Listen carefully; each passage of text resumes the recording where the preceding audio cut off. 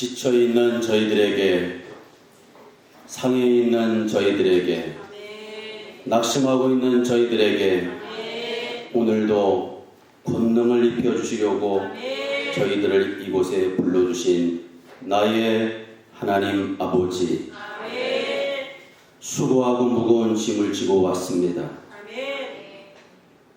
힘들고 어려운 많은 문제와 사건을 지고 왔습니다. 내 힘으로는 해결할 수 없는 막막한 고단한 일들을 지고 왔습니다.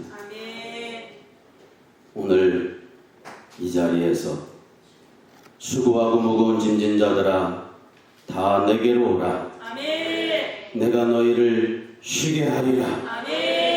약속해 주셨사오니 지고 왔던 짐을 다시 지고 돌아가는 일이 없도록 예배를 드리면서 힘들고 어려웠던 많은 문제와 사건을 주님께 다 내려놓게 하여 주심으로 이 시간에 앉은 배인은 일어서게 하여 주시고 눈먼 자는 눈이 떠지게 하여 주시며 답답한 심령들에게는 참으로 마음의 해갈과 기쁨을 얻게 하여 주시고 갈 바를 모르는 자들에게는 갈 길을 일러주셔서 모든 심령들이 진리와 말씀 안에서 참 자유와 평안을 얻을 수 있도록 주님 역사해 주심을 믿습니다.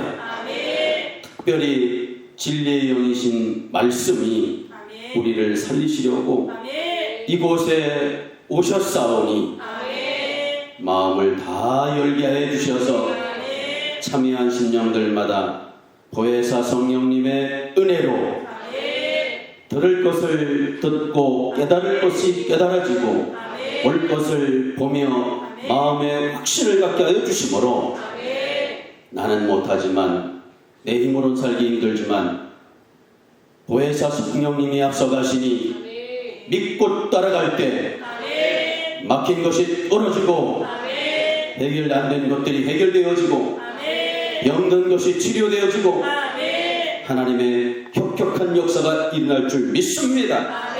그래서 이 자리에서 생각이 바뀌고 마음이 바뀌고 삶의 결단이 새로워질 수 있도록 그래서 허무한 자 한심령도 없게 해주시고 한숨 쉬며 사는 사람 없게 해주시고 입술에서 찬송과 기도가 끊이지 않게 해주시어서 감으로 메마른 심령이었으나 오늘 예배를 드리고 나서 마음의 희락과 기쁨과 화평이 충만케 하여 주셔서 나는 길이요 진리요 생명이니 말씀해 주셨사오니 주의 말씀을 삶의 돛대로 삼고 나갈 때마다 성령 충만하심으로 성령 강림주의를 통하여 주시고자 하시는 하나님의 은혜를 갑절로 받게 하여 주셔서 가는 곳마다 하나님께 영광 돌리는 우리 모두가 되게 하여 주심을 감사드리오며 예수님의 이름으로 감사하며 기도드리옵나이다.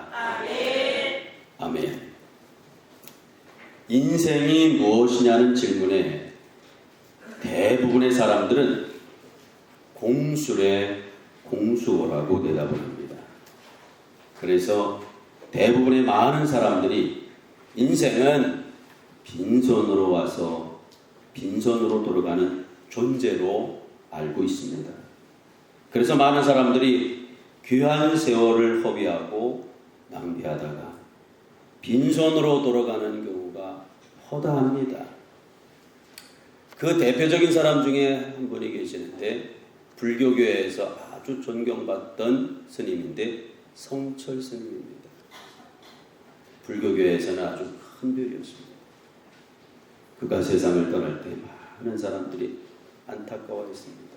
그런데 성철 스님이 이 땅에 살면서 그 허전하고 공허한 마음을 채워보려고 득도와 해탈을 위해서 많은 수행에 힘썼습니다.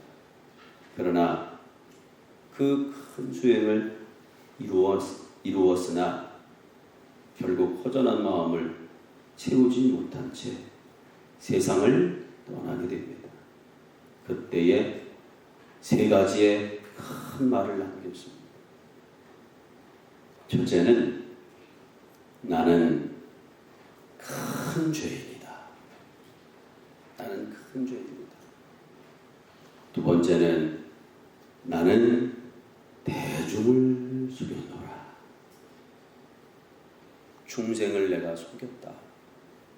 그렇게 고백을 하고 떠났습니다. 세 번째는 그럼에도 불구하고 나는 지옥으로 간다. 이게 성철 스님이 남긴 세 마디의 큰 말입니다. 여러분, 인생은 빈손으로 와서 빈손으로 돌아가는 것 같지만 이 세상에 있는 동안에 우리는 수고의 손으로 부지런히 일하여 천국에서 살 준비를 하시고 그리고 하늘에 보물을 쌓는 것입니다. 그러므로 살아있는 동안 종과 동록이 없는 천국 창고에 많은 보물을 이전등기하고 주님 품으로 돌아가는 게 참 인생입니다. 혹시 성철 스님이 이 진리를 깨달았다면 돌아가면서 그런 허무한 말은 남기지 않았을 것입니다. 그런데 이 진리를 깨닫지를 못하고 이 세상에서 득도해보려고 퇴탈해보려고 온갖 힘들고 어려운 수행은 다 해보았으나 그것이 채워지지 않으니까 결국에는 그 세 가지를 남기고 떠났습니다. 참으로 하나님의 말씀을 모른다는 것처럼 안타까운 일이 없습니다. 오늘 우리도 이 세상 살면서 하나님의 진리의 말씀을 모르면 어떻게 하면 세상에서 잘 먹고 잘 살까? 어떻게 하면 세상에서 큰 사람으로 존경받는 사람으로 살까? 여기에 힘쓰다 보면 나중에 허탈해질 수밖에 없고 허무해질 수밖에 없습니다. 젊었을 때 권세를 쥐고 큰 돈을 벌었다 할지라도 인생은 너나 할 것 없이 누구나가 다 점점 세월이 흘러가면서 후패해질 수밖에 없는데 그때 아무리 돈이 많다 한들 돈이 나를 채워줄 수 있겠는가? 과연 우리나라에서 제1등 부자 이건희 삼성회장이 지금 살아있는데 돈이 많은데 그 돈으로 행복을 느끼고 있을까? 그렇지 못할 거라고 봅니다. 이제 남은 시간 동안에 참 인생을 깨달아야 의미가 있는 것입니다. 오늘도 참 인생의 의미를 깨닫게 해주시려고 귀한 날을 우리에게 주셨습니다. 그래서 우리 인생은 일생일생입니다. 그래서 90평생을 살았다 할지라도 50평생을 살았다 할지라도 아니면 30평생을 살았다 할지라도 야 여태 30년 살아보니까 이제 앞으로 수월하겠네. 50년 살아봤으니까 참 수월하겠네. 90년 살았으니까 수월하겠네. 그렇게 얘기하는 사람은 한 사람도 없습니다. 살면 살수록 왜 이렇게 사는 게 힘들고 어려울까? 그렇게 고백을 합니다. 그래서 인생은 초행길을 가고 있는 것입니다. 그래서 그 초행길 오늘 하루 어떤 일이 벌어질지 아무도 모릅니다.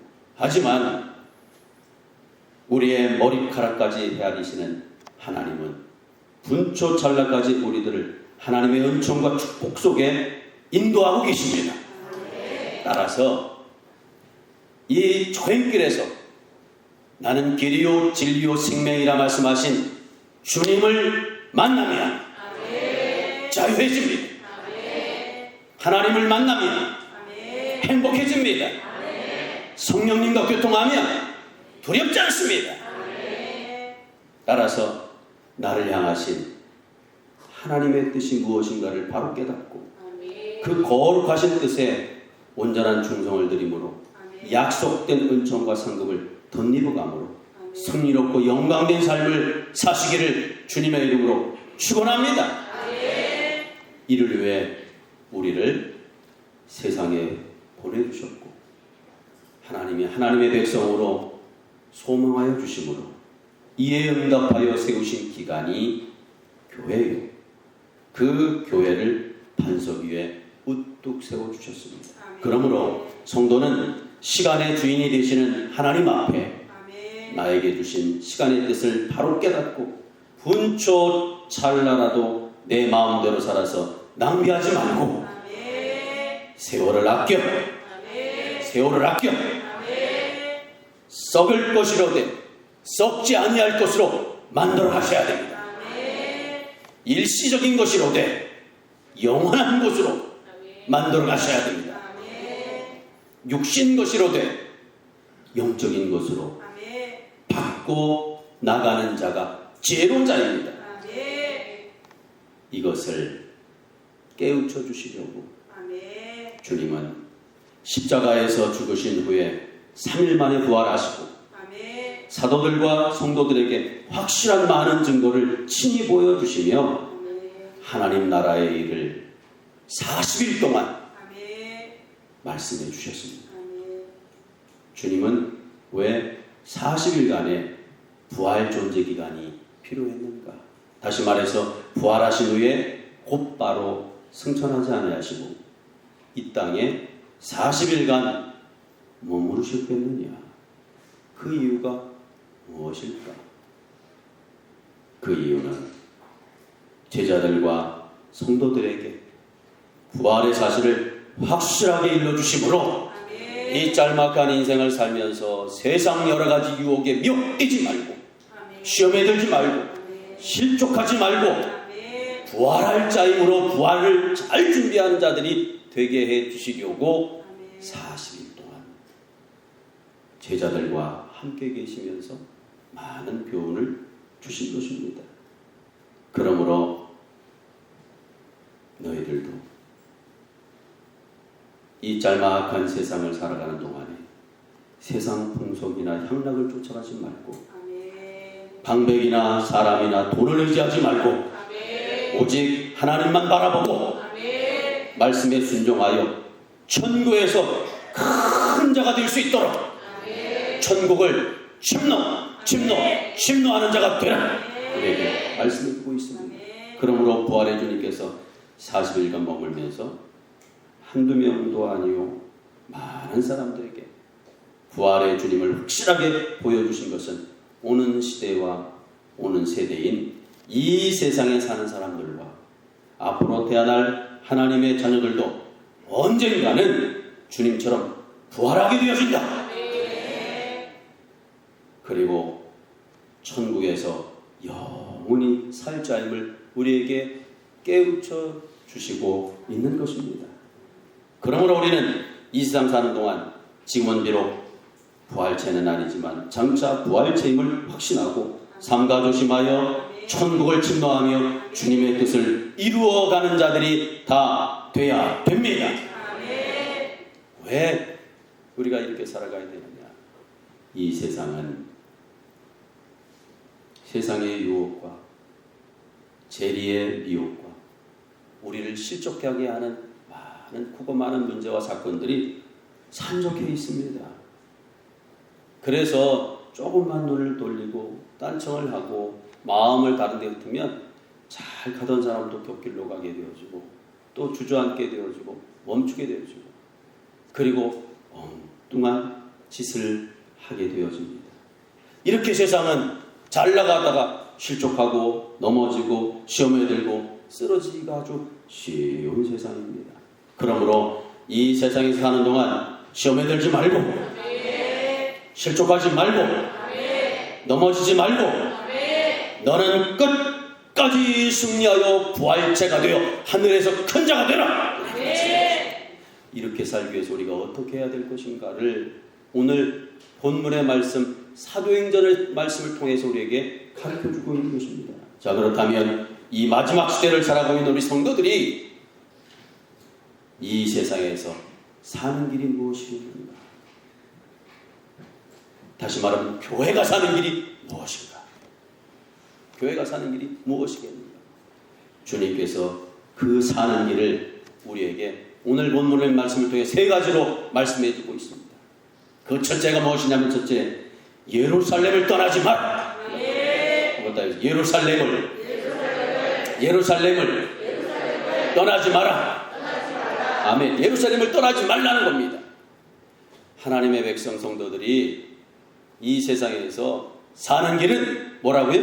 예루살렘을 떠나지 마라. 너나 할 것 없이 예루살렘을 떠나면 병듭니다. 예루살렘을 떠나게 되면 실족하게 되어집니다. 예루살렘과 멀어지게 되면 시험에 들게 되어집니다. 그러니까 오늘 이 말씀은 제가 하시는 말씀이 아니고 부활하신 주님께서 교회가 사는 길을 가르쳐주고 있습니다. 이 마지막 때를 사는 성도들이 살 길을 가르쳐주고 있는데 그 첫 번째가 예루살렘을 떠나지 말라는 거예요.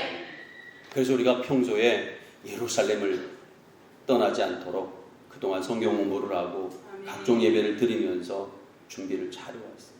그래서 믿음의 선진들이 환난과 핍박과 시련이 많이 오고 고난이 많이 따라와도 예루살렘을 떠나지 않는 길이 살 길인 줄 알고 죽어가면서 목숨을 걸고 예루살렘을 지키고 사수하고 신앙을 지켰습니다.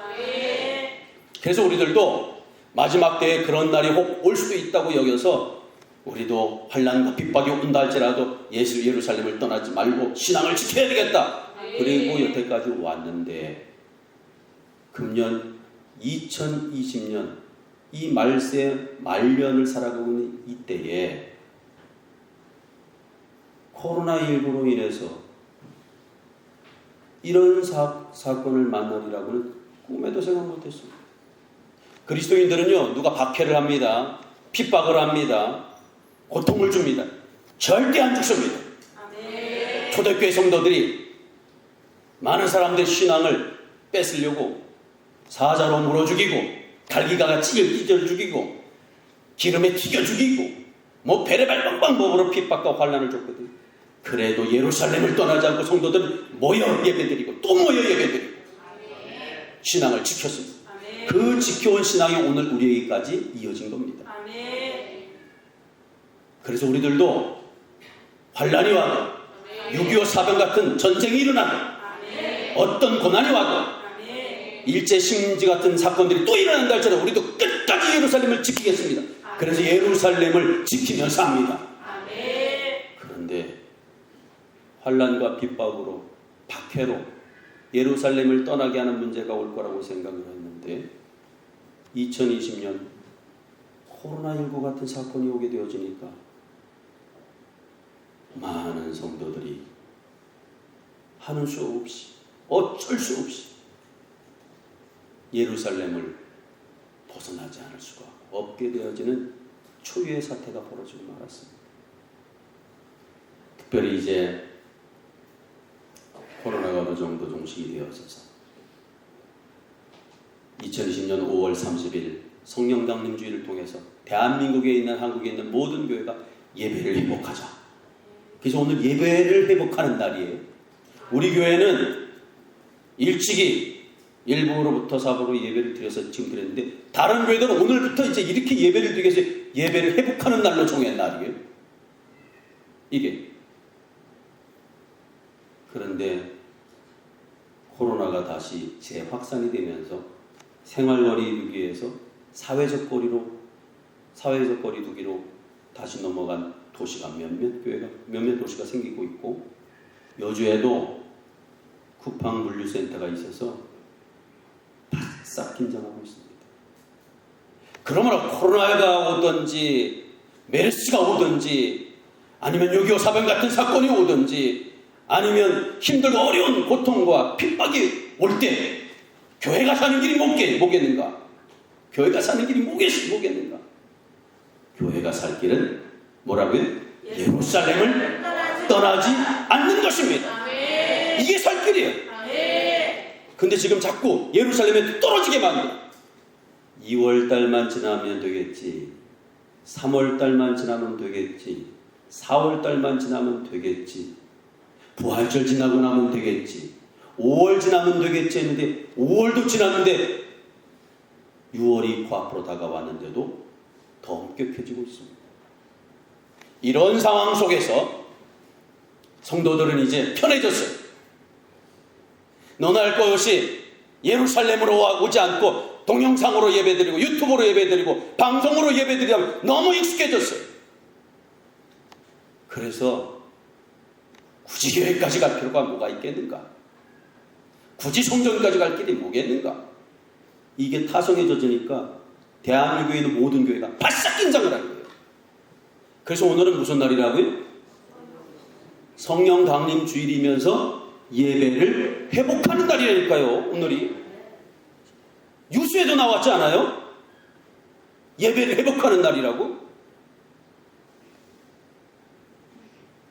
왜?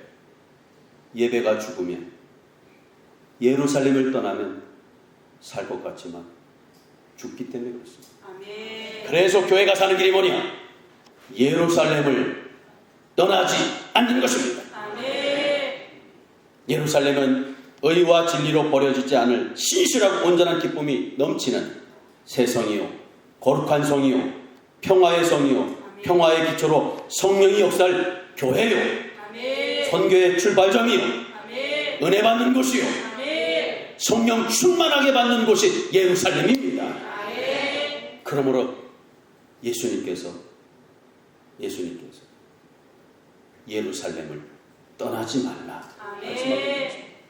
그래서 예루살렘을 떠나지 말라고 하신 의미는 첫째, 하나님의 성전을 떠나지 마라. 두 번째, 만민이 기도하는 집을 떠나지 마라. 세 번째, 하나님께 예배를 드리는 곳을 떠나지 마라. 네 번째, 하나님의 말씀 듣는 곳을 떠나지 마라. 다섯 번째, 하나님의 신령한 성령 받는 곳을 떠나지 마라. 이게 예루살렘을 떠나지 말라는 겁니다. 자, 앞에 보세요. 예루살렘을 떠나지 말라는데 첫 번째 뭐라고요?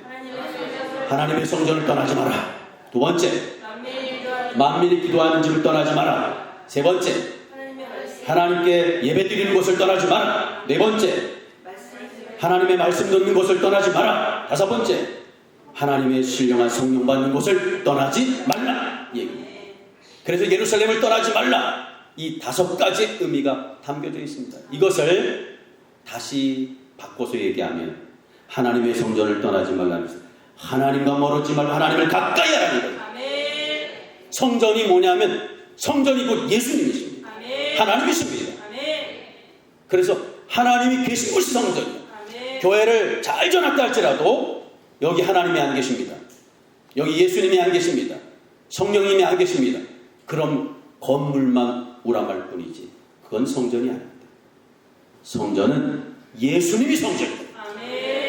그러니까 하나님을 가까이 하라. 뭐지? 하나님을 가까이 하라. 가까이 하라. 네, 유튜브를 통해서도 하나님 가까이 할 수 있어요. 방송을 통해서 하나님 가까이 할 수 있어요. 그런데 연탄광에 들어가면 내가 깨끗한 옷을 입고 연탄광에 들어가도 내가 아무것도 안 만진다 할지라도 연탄광에 들어가 있으면 하루 종일 들어있으면 옷이 시커멓게 되어집니다. 그래서 하나님이 성전이고 예수님이 성전이신데 우리가 예배 드릴 수 있는 곳을 구별하여 성전 삼아 주신 것입니다. 그래서 하나님을 멀리하지 말고 예수님을 멀리하지 말고 하나님을 가까이 해라. 또 만민이 기도하는 집을 떠나지 말라고 쉬지 말고 기도하라. 쉬지 말고. 요즘 새벽 예배를 못하고 있습니다. 그러다 보니까 기도하던 사람들이 기도를 중단하고 있어요. 어떤 사람들은 그럼에도 불구하고 마스크를 쓰고 거리를 두고 와서 교회 와서 기도를 하고 있습니다. 하나님의 백성들은 기도하는 백성들입니다. 기도가 멈추면 병듭니다. 그래서 쉬지 말고 기도하라는 거예요. 그래서 지금 새벽 예배는 안 되지만 새벽 기도를 하나님 앞으로 나와서 해야 되겠다. 자세가 달라집니다. 세 번째, 하나님께 예배 드리는 것을 떠나지 마라. 그러니까 하나님 앞에 신령과 진정으로 예배 드려라. 네 번째, 하나님의 말씀 듣는 곳을 떠나지 말라는 것은 하나님의 말씀을 읽고 듣고 배우고 지키라. 근데 요즘 아마 코로나 때문에 성경 읽는 것이 등한히 되는지도 모릅니다. 말씀 듣는 것을 소홀히 하는지도 모릅니다. 하나님 말씀 배우는 것을 늦추고 있는지도 모릅니다. 그리고 하나님의 말씀을 지키는 일에 타협하는지도 몰라요. 그게 뭐냐면 예루살렘을 떠나고 있다는 겁니다. 이럴 때일수록 하나님의 말씀을 읽어야 합니다. 하나님의 말씀을 들어야 됩니다. 하나님의 말씀을 배워야 됩니다. 그리고 지켜야 됩니다. 그래서 저는 코로나 때문에 모여 예배 못 드릴 때, 우리 아이들과 함께 예배 드릴 때, 아빠 오늘 수요 예배인데 빨리 끝내주세요. 약속이 있어요. 밥 먹으러 가야 돼요. 친구 만나야 돼요. 그런 마음 버려요. 그래서 저는 주일날 지금 녹화되고 있는 이 녹화를 그대로 예배드렸어요. 처음엔 애들이 온사를. 그러나 예배 시간에 듣지 못했던 감동이 영상 예배를 드리면서 한 식구가 똘똘 뭉쳐 예배 드릴 때 그 가정에 강력하게 임하는 걸 느꼈습니다. 그러므로 우리가 하나님의 말씀을 듣고 배우고 읽고 지켜야 됩니다. 그리고 다섯 번째는 하나님의 신령한 성령을 받는 것을 떠나지 말라. 성령 안에 거하라. 성령 안에 거하라. 그냥 예루살렘을 떠나지 말라는 성령 안에 거하라는 겁니다. 그게 뭐라고요? 교회가 사는 길이다. 두 번째, 교회가 사는 길 두 번째는 아버지의 약속한 것을 기다리라. 한번 따라해보세요. 아버지의 약속하신 것을 기다리라. 아멘. 아버지의 약속한 것은 성령이십니다. 그러므로 성령을 기다리라. 구약시대에는 하나님께서 여호와의 신으로 역사하셨는데 부분적으로 나타나시며 개개인에게는 뜨문뜨문 역사하셨습니다. 그 하나님께서 말씀으로 몸을 입고 성육신 하셔서 33년 동안 계실 때에도 드문드문 역사를 하셨습니다. 그러니까 구약 때하고 예수님이 계실 때 성령의 하나님은 그냥 약간 드문드문 역사를 하셨습니다.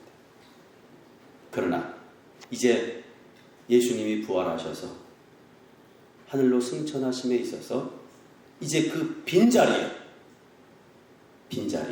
또 다른 도에서 성령님을 보내주셨습니다. 그래서 그 성령님 진리의 영이 오심으로는 드문드문 역사하는 게 아닙니다. 드문드문 역사하는 게 아닙니다. 개개인에게 어떤 사람에게만 역사하고 누구에게는 안 하는 게 아니고 항상 나와 함께 우리 모두와 함께 역사하십니다. 그러므로 신약시대인 성령시대에는 성령님께서 우리에 위해 임마누엘 하시고 늘 동행하여 주심으로 우리의 연약함과 부족함을 도와서 승리하는 자가 되게 만들어 놓으셨습니다. 그래서 오늘 본문에서 너희는 아버지의 약속한 것을 기다리라. 너희는 아버지의 약속한 것을 기다리라. 또 따라해보세요. 너희는 성령을 약속대로 기다리라. 그 얘기입니다. 약속하신 것을 기다리라. 성령을 약속대로 기다리라. 기다리는 자가 되셔야. 이게 안 돼서 성령께서 오셨는데도 불구하고 성령이고 나는 나 별개로 살아간다 보니까 근심, 걱정, 염려를 다 하고 괴로움 속에 살아가는 거예요. 이미 성령이 오셨는데. 그래서 오늘 찬양 성령이 오셨네. 이 기쁜 소식을 온 세상에 전합시다. 왜? 성령이 오셔서 그 성령님과 하나만 되어지면 힘들고 어렵고 근심한다 할지라도 모든 문제가 다 해결되어지기 때문에 그렇습니다. 그런데 오늘도 이게 안 됩니다. 구약시대를 사는 것처럼 간간히 드문드문 어떤 사람들, 특별한 사람들만 성령의 역사를 경험하고 살아가고 있으니 이 얼마나 안타까운지 모릅니다. 그래서 너희는 성령을 약속대로 기다리라. 본문에 기다리라에 해당하는 단어가 헬라어로 페리메네인으로 되어 있습니다. 한번 따라해보세요. 페리메네인. 이 이게 기다리라고 하는 헬라어 원문으로 되어 있어요. 이때 그러면 왜 제가 지금 헬라어 원문으로 얘기하냐면 기다려라 라고 하는 이 의미를 우리나라 말로는 뭐 건성건성하며 기다릴 수 있고 놀면서 기다릴 수도 있고 잠자며 기다릴 수도 있고 그럴 수도 있는데 여기 페레메네인 기다림에 해당하는 단어는 건성건성 기다리는 게 아니에요. 졸면서 자면서 기다리는 게 아니에요. 아멘. 대충 기다리는 게 아닙니다. 아멘. 이 페리메네인 이 단어는 주님의 약속이 주어질 때까지 아멘. 미연적으로 수동적으로 소극적으로 그렇게 기다리는 것이 아니라 아멘. 하나님의 때를 갈망하는 아멘. 적극적이고 아멘. 사모하는 마음의 기다림을 말합니다. 아멘. 그래서 이 기다림이 있어야 된다. 아멘. 이 기다림 아주 좋아하고 사모하고 만나고 싶고 이게 돼야 된다. 이게 돼야야. 아멘. 그게 교회가 사는 길이에요. 아멘. 이거 없이 형식적으로 자리를 때우기 위해서 마지못해 와서 앉아 있잖아요. 이 시간에 힘을 못 받습니다. 이 시간에 그냥 앉아만 있는 것이지 그냥 성령님께 오셔서 빙빙빙빙빙 돌다 그냥 떠나시는 거예요. 내 안으로 쏙 들어오셔야 되는데 빙빙빙빙빙빙 돌아. 근데 왜 빙빙빙 돌아? 들어갈 수도 있는데 능력이 있는데 내가 기다려야 들어갑니다. 아멘. 한번 더 내가 기다려야 기다려야 성령님이 성령님이 내 안에 들어오신다. 들어오신다. 아멘. 이걸 몰라. 그냥 앉아있으면 들어오는 줄 알고 있어요. 그래서 어떤 사람은 졸고 앉아있어요. 누워서 앉아있어요. 건성으로 앉아있어요. 교회 올 때 수고하고 무거운 많은 짐을 지고 왔어요. 고통을 지고 왔어요. 힘들고 어려운 걸 지고 왔어요. 그런데 나갈 때 갑절로 지고 나갑니다. 왜? 성령님이 내 안에 들어와야 그 수고하고 무거운 짐이 녹아집니다. 아멘. 해결되어집니다. 아멘. 답답한 게 풀어집니다. 아멘. 어때요? 여러분 기다리고 계십니까? 아멘. 혹시 그런 기다림으로 오셨습니까? 아멘. 오늘 그런 기다림으로 혹시 안 오고 그냥 마지못해 억지로 늘 하는 일이니까 그냥 가자 그리고 오셨으면 예배드리면서 딴 생각을 하게 됩니다. 예배드리면서 졸게 되어집니다. 예배드리면서 건성건성하게 됩니다.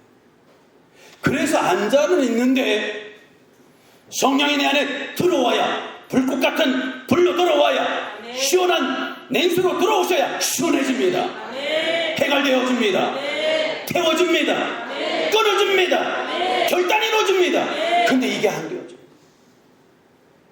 이게 안 되어져. 이게 안 되어지니까 1부 예배, 2부 예배 드리고 들어올 때도 괴롭고 힘들었는데 예배 드리고 나서도 괴로워하면서 나가요.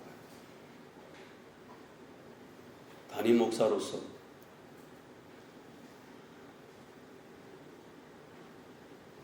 얼마나 안타까운지 모릅니다.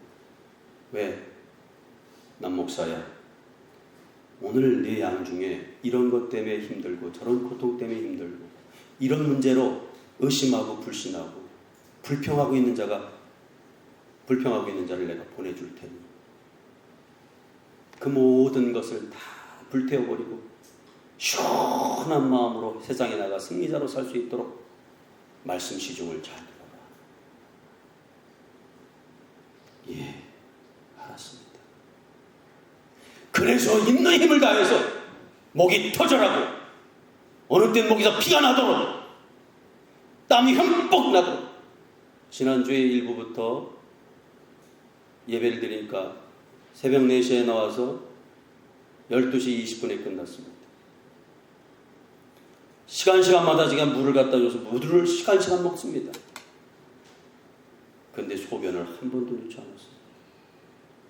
이유가 왜 그런 줄 아세요? 다 수분으로 빠져나갔기 때문에. 그런 간절함을 가지고 저는 호소를 합니다. 오늘도 이건 제 얘기가 아니에요. 교회가 사는 길이 뭐냐? 아버지의 약속한 것을 기다려라. 아무튼 기다려라. 그래서 정말 신부가 신랑 되신 예수님을 기다리는 마음으로 기다려야 피곤하지 않습니다. 사모하는 마음, 아멘. 갈망하는 마음, 사랑하는 마음, 소망하는 마음, 보고 싶은 마음, 이런 마음으로 기다릴 때 얼마나 기쁘겠어요. 오늘도 그런 마음으로 예배드릴 때 성령이 임하시는 겁니다. 그렇게 될 때 삽니다. 야, 눈이 살아있구나. 정신이 살아있네. 그래서 오늘도 이 말세지 말에 교회가 사는 길이 뭐냐 라고 할 때 이렇게 아버지의 약속하신 것을 이런 자세로 기다리라. 왜 이런 자세로 기다려야 되느냐? 세 번째, 몇 날이 못 되어 성령 세례를 받으리라.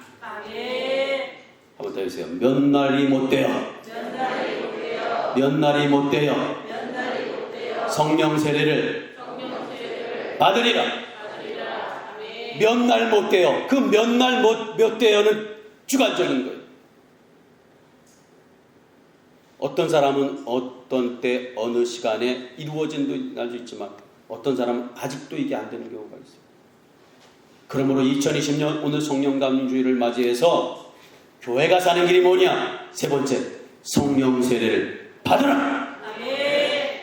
몇 날이 못 되어 성령 세례를 받으리라 말씀해 주셨으니 2020년 오늘 성령 강림주의를 하여 주의를 맞이해서 성령 세례를 받겠습니다. 받으셔야 삽니다. 이거 받아야 됩니다. 이거 안 받으면 헛수고 쭉저기가 되고, 목사님 저 무슨 몇 년도에 몇 월 며칠 날 이미 받았어요. 아니에요. 성령 세례 받는 것은 작년에 받은 거, 젊었을 때 받은 거 소용없습니다. 소용없어요. 오늘 이 시간 여기서 받으셔야. 이거 안 받으시면 탈선합니다. 성령 세례를 안 받아서 지금 한국교회가 어지러우신 거예요. 요즘 뭐 PD 수첩이면 무슨 수첩이 교회 문제 얼마나 많이 나온지 모릅니다. 다 성령 받았던 사람들이에요.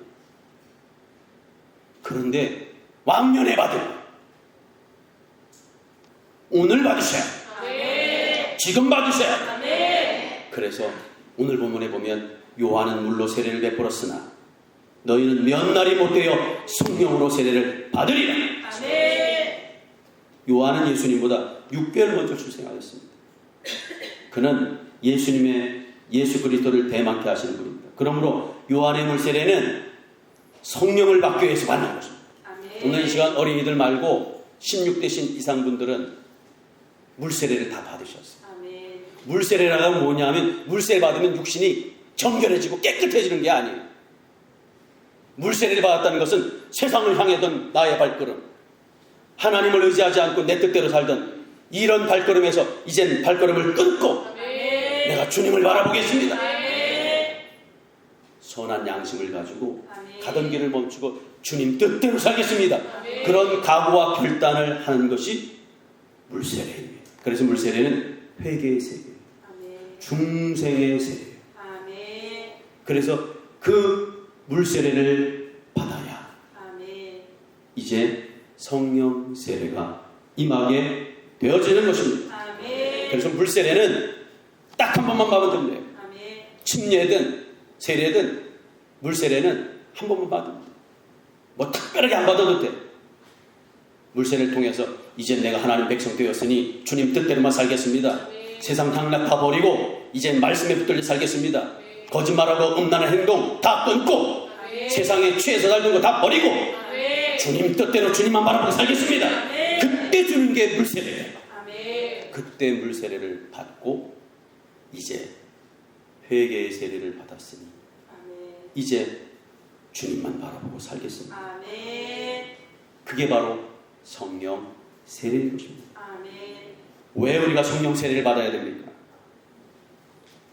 성령 세례를 받아야 이 세상에 살면서 그동안은 내 힘으로 안 되면, 내 능력으로 안 되면 절망하고 좌절하고 괴로워했으나 우리가 이 세상에 절망하지 않고 좌절하지 않고 두려워하지 않게 하시기 위해서 나를 도와주시고 보호해 주시고 막아주시고 깨닫게 해주시고 알게 해주시고 치료해 주시는 그 성령님, 파라클레토스 성령님을 보내주셔서 새로운 자로 살게 해주시려고 성령님을 보내주셨으므로 그 주님이 내 안에 들어오기만 하면 달라집니다.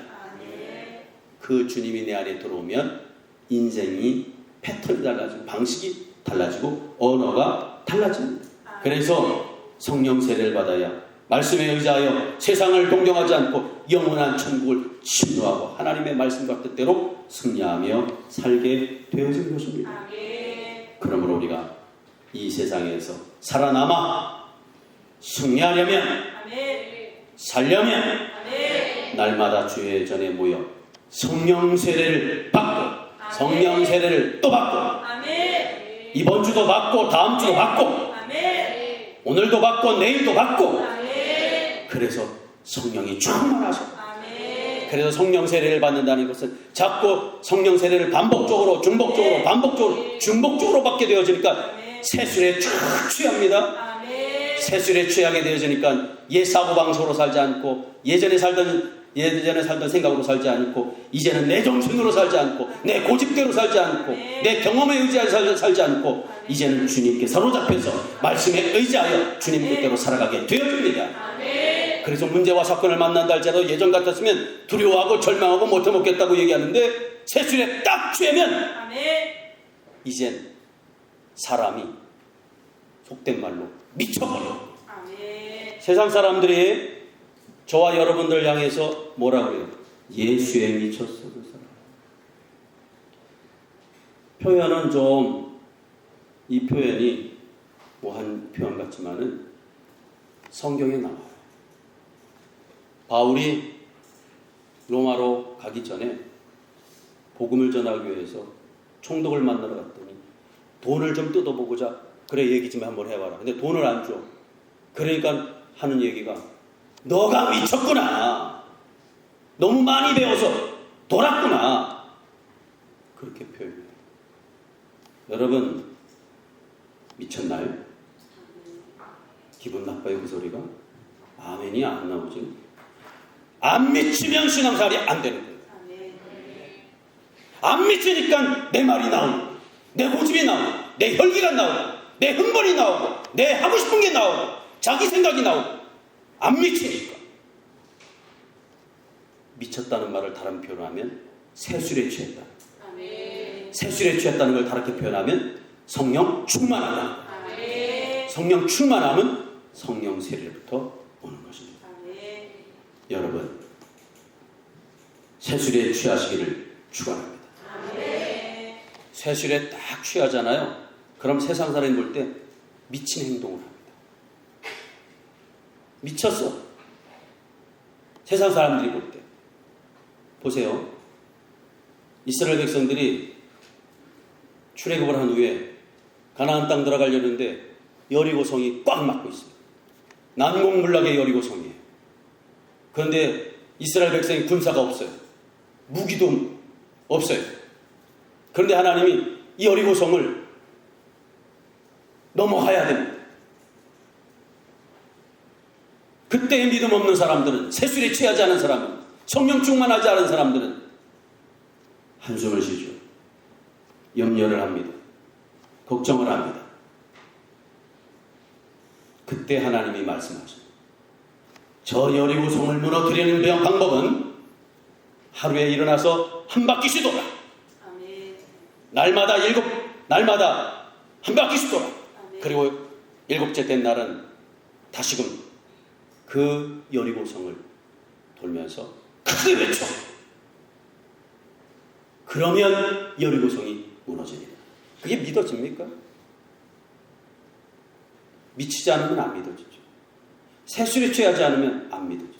지금 우리가 세술에 취하지 않고 안 미치고 신앙생활은 내 말만 말하죠. 내 경험만 얘기하는 거예요. 그게 됩니까? 자기가 판단해서 안 되면 절망하고 좌절하고 그렇습니다. 세술에 취해야, 진리에 미쳐야, 말씀에 미쳐야, 주님에 미쳐야, 그 말씀을 읽고 아멘! 순종합니다. 순종하다 보니 우리가 한 것은 순종한 것뿐이 없는데 나머지는 하나님이 다 하십니다. 성경의 역사가 다 그렇습니다. 다 그래요. 이스라엘 백성들이 홍해 앞으로 하나님이 인도해 놓으셨습니다. 세술에 취하지 않은 사람, 진리에 미치지 않은 사람 다 뭐라 했어요? 왜 우리를 여기다 죽이려고 여기까지 인도했냐? 뒤에는 애국 군대가 쫓아오고 있고 앞으로는 홍해 바다가 꽉 막고 있어요. 이젠 다 죽었다. 큰일 났어. 어떻게? 한숨을 쉽니다. 세술에 취하지 않은 사람은 자기 생각을 얘기하죠. 한숨을 쉽니다. 다시 애국으로 돌아가자. 다시 속았어. 우리가 여태까지 속았어. 교회는 그런 사람 없습니까? 많습니다. 그때 하나님이 말씀합니다. 세술에 취해 있는, 진리에 미쳐 있는, 성령에 충만해 있는 모세에게 말씀합니다. 내 손에 들고 있는 지팡이를 들어 홍해 바다를 치라. 안 미치면 그게 믿어집니까?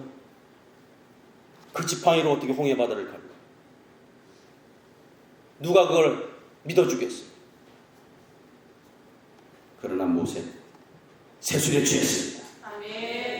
그래서 그 말씀을 듣고 말씀에 순종하여 들고 있던 지팡이를 향해 들고 있다가 홍해 바다를 내리칩니다. 그때 안 갈라질 것 같았던 홍해 바다가 쫙 갈라집니다. 이게 하나님의 역사입니다. 여러분의 삶이 지금 홍해 바다 같은 문제 앞에 놓여 있는 삶, 여기 굉장히 많이 앉아 있습니다. 그래서 교회 올 때도 힘들고 어렵고 고달픈 사람들 많이 앉아 있습니다. 그런데 내 힘으로 해결하려고 해결이 되지 않습니다. 여러분, 내 힘으로 해결되지 않습니다. 하나님이 해결해 주셔야 됩니다. 해결해 주실 때 주님 말씀하시면 그게 믿어져야 됩니다. 그런데 세술에 취하지 않고 성령 충만하지 않으면 믿어지지 않고 의심이 생기게 되어집니다. 그래서 역사가 이루어지지 않습니다. 그러므로 오늘 교회가 사는 길이 뭐냐? 세 번째로 성령 세례를 받으라. 세술에 취하라. 오늘도 이 말씀이 여러분의 마음속에 새겨지셔서 이 힘들고 어려운 세상을 살아가는 동안에 교회가 사는 길이 뭐냐, 성도들이 마지막 때를 승리하며 사는 길이 뭐냐 라고 할 때 첫째 뭐라고요? 예루살렘을 떠나지 말라. 두 번째, 아버지의 약속하신 것을 기다리라. 세 번째, 성령을 받아라. 거룩하시고 은혜가 충만하신 주 하나님 아버지, 주신 말씀을 삶의 뜻대로 삼겠습니다. 주님 뜻대로 살겠습니다. 귀한 마음 주셨사오니 다 승리, 성공, 성취케 하심을 믿사오며 예수님의 이름으로 기도드리옵나이다. 아멘.